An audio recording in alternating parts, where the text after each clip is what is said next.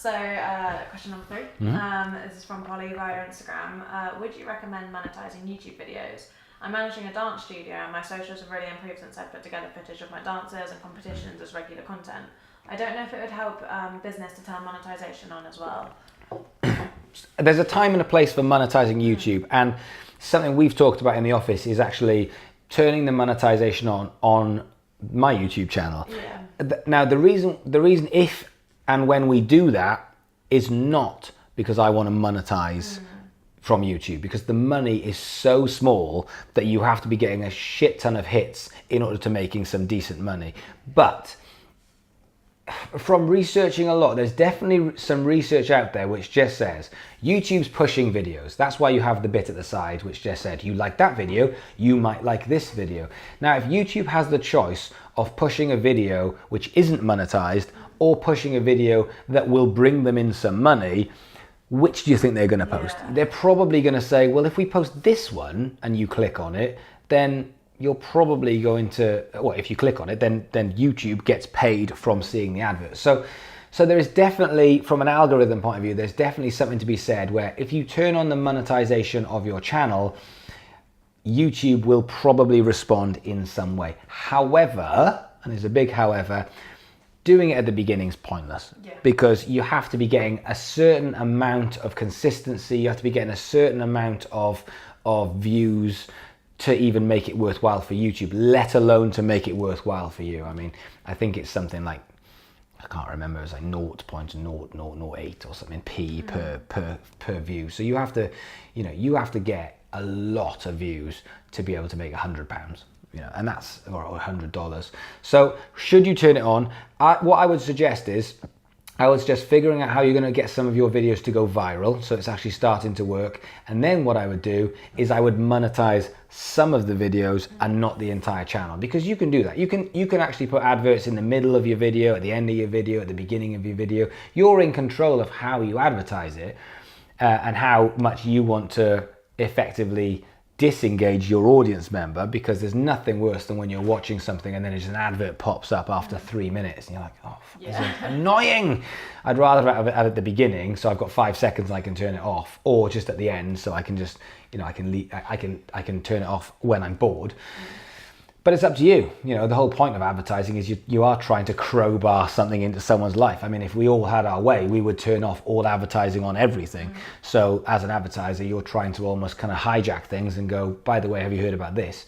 So when you should turn it on, I would say is again, patience. I would say make a few hundred videos if you're doing kind of day-to-day type videos, and get to the point first where you've given yourself every chance for people to engage with what you do.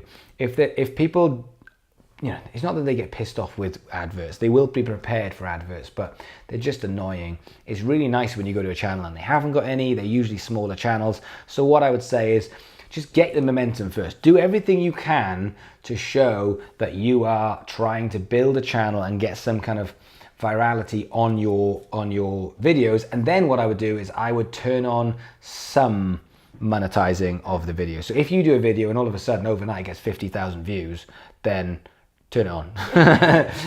Or do, then you can see what videos are doing. But just having it across the board, unless you're starting to get 10,000, 20,000 views on every video that you do, and then it's like, yeah, okay, you're going to start to make a little bit of money and it's worth doing. But I would put the time and effort into learning about YouTube, and looking at people like Daryl Eves, Roberto Blake.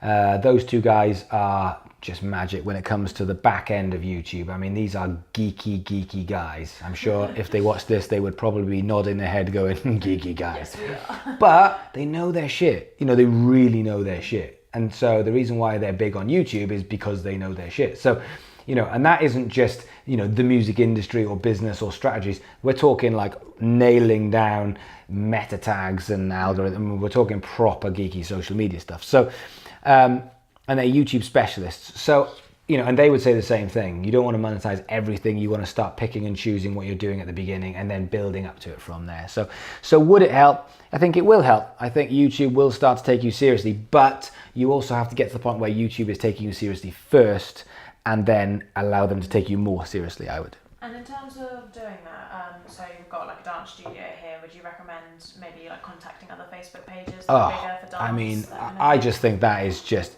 you know, if I was doing the social media for this, I'd fucking nail it.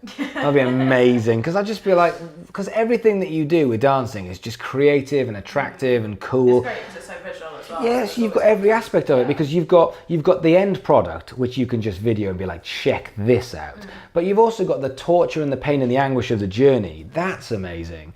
You've got being the expert. This is how we teach people, and these are the techniques. That's amazing. I mean, you've got so many facets to this that you can actually make videos every single day to actually engage people and start to kick in that YouTube algorithm. I mean, I think for me, if I was Polly, yeah, I'd go so into YouTube. I'd be like every day. I'd find something every day. Every time I could find some dancer, and I'd just say, right, you've finished your end of term a performance piece. I want to video it, and then that's going to go on, and I'm gonna then talk to them about it and say, why did you choose that? How did you structure? How did you choreograph it? Why does it work? You know, all of those questions that dancers need to know.